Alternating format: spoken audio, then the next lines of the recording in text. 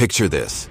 You're leading an elite rescue team, navigating through dense jungle territory where every shadow could hide a lethal threat. Today, I'm going to take you inside one of the most intense rescue missions I've ever been part of. It started with intel about 3 of our soldiers being captured behind enemy lines. The catch? Getting to them meant moving through what we called the Green Hell, 5 kilometers of heavily fortified hostile territory. The first challenge we encountered were the tree snipers. These weren't your typical marksmen.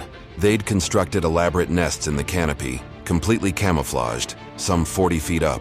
You wouldn't know they were there until you saw the muzzle flash, and by then it was usually too late. We had to use thermal imaging just to spot their positions. Then came the regular patrols, heavily armed soldiers moving in unpredictable patterns.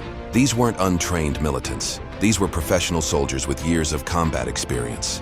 They knew every inch of that terrain and had home field advantage.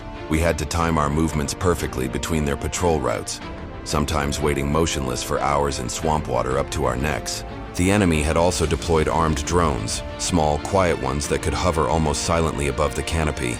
We couldn't risk being spotted, so we had to move when the drone coverage had gaps, which meant coordinating with our own surveillance team to find safe windows of movement.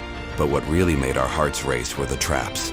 They had rigged the entire area with everything from primitive spike pits to sophisticated pressure-sensitive explosives. Every step had to be calculated. We lost precious time checking for tripwires and marking safe paths. One wrong step could trigger a cascade of explosions that would compromise the entire mission. After what felt like an eternity, we finally located our captured soldiers. They were being held in an underground bunker, guarded by at least a dozen armed personnel.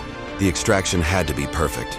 We couldn't risk any of the guards raising an alarm that would bring reinforcements. Using a combination of sleeping gas through the ventilation system and synchronized breach points, we managed to neutralize the threats without firing a single shot. The relief on our captured soldiers' faces when they saw us, that's something I'll never forget. The extraction wasn't any easier than the infiltration.